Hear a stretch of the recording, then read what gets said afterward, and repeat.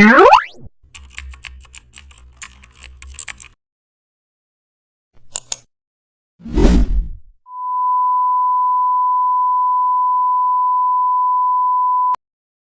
back to the channel and don't forget to like, share and subscribe for more updates. Today we are diving into an exciting tutorial how to create a business card mockup in Photoshop. Start by placing your card design onto a perspective background, then convert both font and backside into smart object. Now use transform wizard to align perfectly with background angles and also add realistic drop shadows under each card. Now duplicate one card layer and blur it to create focus depth and adjust brightness and contrast for lighting balance. Now add a faint reflection using a flip to copy and also enhance the layout using gradient overlay for soft tone.